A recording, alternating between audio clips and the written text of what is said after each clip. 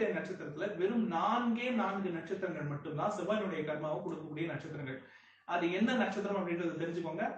கார்த்திகை, பூரம், மூலம் மற்றும் ரேவதி. இது நான் பல தடவை ஏற்கனவே வீடியோஸ்ல சொல்லிட்டேன். இருந்தும் தெளிவு பல மக்களுக்கு இல்லாததுனால நான் இப்ப சொல்றேன்.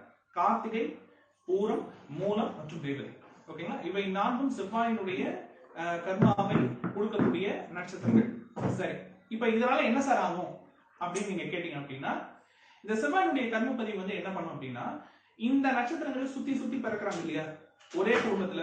அப்பா வந்து கார்த்திகை, புள்ள வந்து மூல நட்சத்திரம், அம்மா வந்து பூர நட்சத்திரம், பொண்ணு வந்து ரேவதி நட்சத்திரம். அந்த மாதிரி ஒரு குடும்பத்திற்குள்ளேயே அண்ணன் தம்பிங்க, அக்கா தங்கச்சிங்க, அந்த மரபணு, அந்த பிளட் லைன்லயே சுத்தி சுத்தி இந்த 4 நட்சத்திரத்துக்குள்ள பிறக்கிறாங்க அப்படின்னா அந்த குடும்பம் செவ்வாயினுடைய கர்ம பதிவை கொண்ட குடும்பம் அப்படின்னு அர்த்தம். ஓகே, இதனால என்ன சார் ஆகும் அப்படின்னா, அந்த குடும்பத்துல என்ன மாதிரியான பிரச்சனைகள் இருக்கும் அப்படின்றத நம்ம வந்து பாக்குறோம்.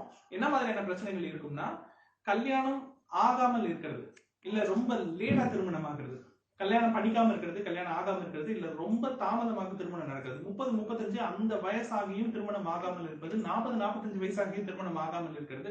இதெல்லாம் அந்த ஃபேமிலியில தான் வந்து நடக்கும். கல்யாணம் இல்லைன்னா கல்யாணம் பண்ணிக்காம இருக்கிறது.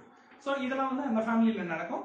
அதோட முக்கியமான விஷயம், சின்ன வயசுலயே வந்து விதவையாகக்கூடிய ஒரு துர்பாக்கிய சூழ்நிலை வந்து உருவாகிறது. அதுவும் அந்த குறிப்பிட்ட குடும்பத்தில் நடக்கும்.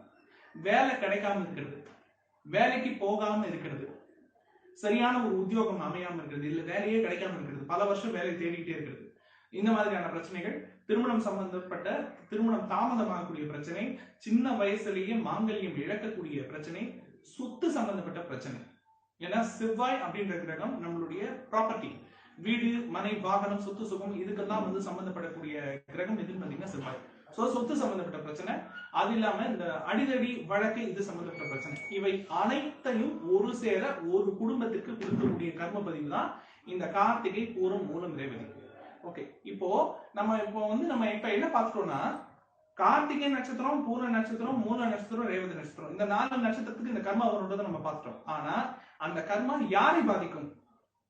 ஒரு குடும்பத்துல ஒருத்தருக்கு வேலை இல்லாம இருக்கும், ஒரு குடும்பத்துல ஒருத்தருக்கு கல்யாணம் ரொம்ப லேட்டாகும், இல்ல நடக்காம இருக்கும், இல்ல கல்யாணம் பண்ணிக்காம இருப்பாங்க. ஒரு குடும்பத்துல ஒருத்தருக்கு வந்து அதே குடும்பத்துல இன்னொருத்தருக்கு வந்து மாங்கல்யம் சம்பந்தப்பட்ட, அந்த கணவருக்கு அடிக்கடி கண்டம் வருது, இல்ல கணவர் சின்ன வயசுலயே இறந்து போறது, அது சம்பந்தப்பட்ட பிரச்சனைகள் நடக்கும். கோர்ட்டு கேஸ் அதே குடும்பத்துல நடந்துட்டு இருக்கும். சொத்து பிரச்சனை அதே குடும்பத்துல இருக்கும். ஆனா எல்லாருக்கும் எல்லாமே ஒரே ஆளுக்கு இருக்காது, ஒரே நகருக்கு இருக்காது.